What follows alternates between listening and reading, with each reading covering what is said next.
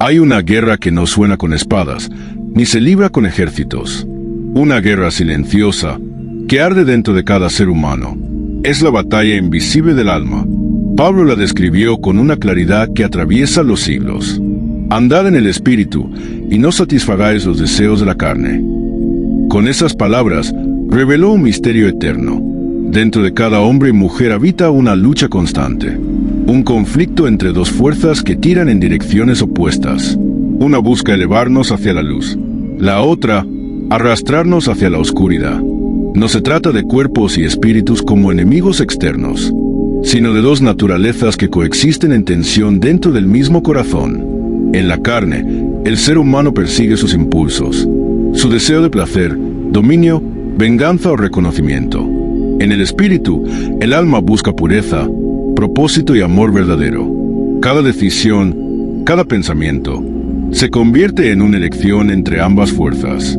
Algunos creen que el mal se encuentra afuera, pero Pablo nos enseña que la batalla más peligrosa se libra en lo profundo del alma. No la vemos, pero la sentimos. En cada impulso que lucha contra la razón, en cada deseo que desafía la conciencia, en cada momento donde sabemos lo que es correcto, pero elegimos lo contrario. La carne promete placer inmediato, pero siempre cobra un precio. El espíritu ofrece libertad, aunque el camino parezca más estrecho. Y así, en cada amanecer, el corazón humano despierta a un nuevo combate. Una batalla silenciosa que decide no solo quiénes somos, sino en quién nos convertiremos. Pablo no escribió sobre la carne para condenar, sino para revelar la raíz de nuestra esclavitud. Dijo, las obras de la carne son manifiestas. No las ocultó bajo palabras suaves. Las llamó por su nombre: inmoralidad, impureza, idolatría, enemistades, celos, iras, disensiones. Cada una de esas palabras es como un espejo oscuro donde el alma humana puede verse reflejada. Son más que actos, son síntomas. Síntomas de una vida guiada por los impulsos del ego, de una mente que ha dejado de escuchar la voz del espíritu. La carne no siempre se muestra con violencia. A veces se disfraza de placer, de razón, de libertad, pero su verdadero rostro siempre deja una huella: destrucción, vacío y una soledad que el alma intenta llenar con más de lo mismo. El odio comienza como una chispa, el orgullo como una idea, la envidia como una sombra pequeña, pero cuando no se controlan, se convierten en tormentas que consumen la paz interior. Pablo escribió que quienes practican tales cosas no heredarán el reino de Dios, no porque el Creador desee castigar, sino porque esos frutos envenenan lo más valioso que Él depositó en nosotros, el Espíritu mismo. La carne promete poder, pero nos hace esclavos de lo que deseamos. Promete placer, pero nos deja con sed. Promete libertad, pero nos encadena a la culpa. Y así, el ser humano puede caminar entre multitudes, aparentando tenerlo todo, mientras dentro de sí libra una guerra silenciosa que nadie ve. Esa es la trampa más peligrosa de la carne: hacernos creer que lo que nos destruye nos pertenece.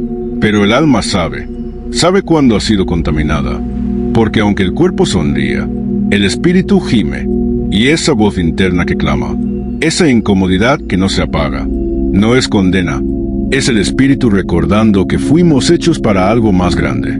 Tras el campo de batalla interior, cuando el alma cansada deja de pelear con sus fuerzas, una nueva voz comienza a hablar.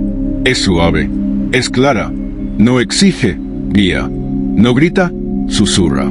Es el Espíritu de Dios, el mismo que transforma lo que está seco en algo que vuelve a florecer. Pablo lo llamó el fruto del Espíritu, y lo describió con una belleza que trasciende las palabras: amor, gozo, paz, paciencia, benignidad, bondad, fe, mansedumbre, templanza. No son virtudes aisladas. Son la evidencia viva de una vida que ha sido regada por la presencia divina. El Espíritu no impone, transforma. No lucha contra la carne desde afuera, sino que conquista el corazón desde adentro. El amor no nace del esfuerzo humano, sino del Espíritu que enseña a amar incluso cuando no hay motivos. El gozo no depende de lo que sucede, sino de aquel que habita en medio de la tormenta. La paz no es ausencia de problemas, es la certeza de que Dios sigue al mando. incluso cuando todo parece perder sentido. Cada fruto del Espíritu es una semilla plantada en el alma, que germina lentamente, a veces entre lágrimas, pero siempre con propósito. Donde antes había ira, ahora hay mansedumbre. Donde reinaba el miedo, ahora habita la fe. Donde todo era orgullo, surge humildad. Y lo más sorprendente de todo, es que el fruto no se fabrica, no se produce con esfuerzo, sino que crece de manera natural cuando el alma se rinde al Espíritu. Así como un árbol no lucha por dar fruto, sino que florece porque está vivo. Así también el alma da fruto cuando está conectada al Creador. Pablo no habló de frutos, sino de fruto. Uno solo, completo, perfecto, porque el Espíritu no da pedazos de virtud, sino una transformación total. En quien anda en el Espíritu, el carácter de Dios se hace visible, no porque sea perfecto, sino porque ha aprendido a ser guiado, no por los deseos, sino por la voz que viene de lo alto. Y cuando el Espíritu gobierna, la carne pierde su dominio, porque la luz no discute con la oscuridad, simplemente la disuelve. Pablo no ocultó la realidad del conflicto, no prometió un camino sin luchas, ni un corazón sin heridas. Dijo con verdad ardiente, porque el deseo de la carne es contra el Espíritu, y el del Espíritu es contra la carne, y estos se oponen entre sí. Esa es la batalla que define cada alma. No se libra en los cielos, se libra en el interior de cada persona. Es la guerra que nadie ve, pero que todos sentimos, cuando el alma desea servir a Dios, pero la carne insiste en sus viejos caminos. Cuando la mente sabe lo que es correcto, pero el corazón busca lo que agrada. Es una guerra sin armas visibles, pero con consecuencias eternas. Algunos la ignoran, otros la justifican, pero solo los que la enfrentan con sinceridad descubren la verdadera libertad, porque no se trata de vencer con fuerza, sino de rendirse al Espíritu que ya venció. Cada día, cada pensamiento, cada decisión que tomamos, inclina la balanza hacia uno de los dos lados. La carne susurra, haz lo que sientes. El Espíritu responde, haz lo que edifica. La carne exige gratificación inmediata. El Espíritu enseña paciencia. La carne busca ser servida. El Espíritu enseña a servir. Y en ese ir y venir de decisiones, se forma el carácter, se define el destino, porque no hay neutralidad en esta guerra. O se avanza hacia la vida, o se retrocede hacia la muerte espiritual. Por eso Pablo no dice, eviten la carne, sino, andad en el Espíritu. Porque solo caminando guiados por él, el alma puede resistir los vientos del deseo, las tormentas del orgullo y las sombras de la tentación. No es una batalla para los fuertes, sino para los rendidos, para aquellos que, aun cayendo, se levantan una vez más, no con su propia fuerza, sino con la del Espíritu que habita en ellos. Esa es la esencia de esta guerra. No pelear para ganar, sino ceder el control a aquel que ya venció. En cada alma que decide rendirse al Espíritu, nace una victoria silenciosa, una victoria que no busca aplausos, ni necesita ser vista. Es la victoria que ocurre cuando el orgullo cede, cuando el odio se disuelve, cuando la venganza pierde su sabor. No hay sonido de trompetas, ni resplandores visibles, pero el cielo se alegra cuando un corazón deja de ser guiado por la carne, y se deja conducir por el Espíritu. Esa es la verdadera victoria, no dominar el mundo exterior, sino conquistar el mundo interior, porque la carne puede tener éxito, puede brillar por un tiempo, pero el Espíritu da frutos que permanecen para siempre. Pablo lo sabía, por eso escribió, los que son de Cristo han crucificado la carne con sus pasiones y deseos. No habló de un sacrificio simbólico, sino de una entrega total.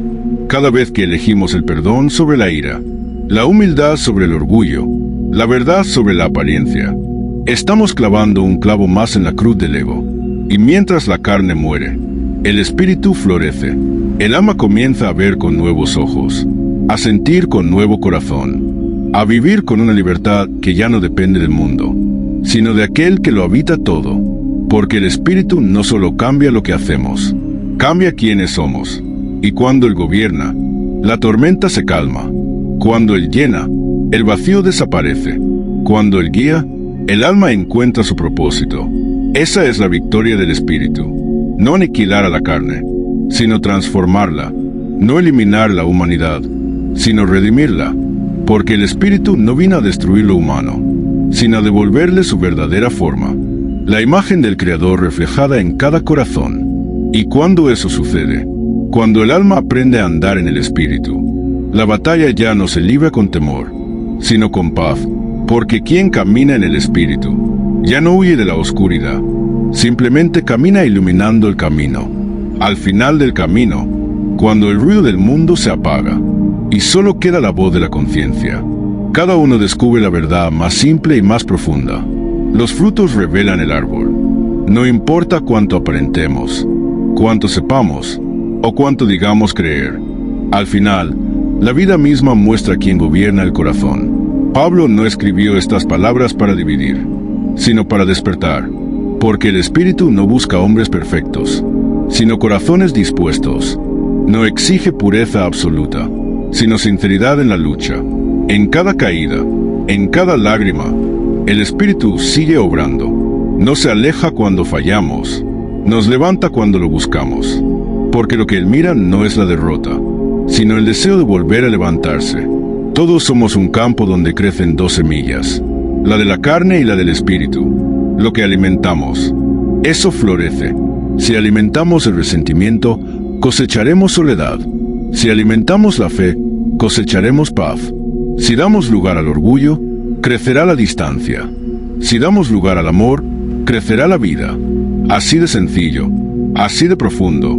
Y cuando llegue el día en que el alma se presente ante su Creador, no se le pedirá una lista de obras, sino el fruto de su corazón. Porque el fruto del Espíritu no es una teoría, es una evidencia. Amor donde antes había odio, paz donde antes había caos, fe donde antes había miedo. Y cuando eso sucede, cuando la vida da ese fruto, el alma puede descansar. Ya no hay guerra, ya no hay máscaras, ya no hay distancia entre lo que creemos y lo que somos. Solo queda la armonía perfecta entre el cielo y el alma, entre el espíritu y el corazón que decidió escucharlo.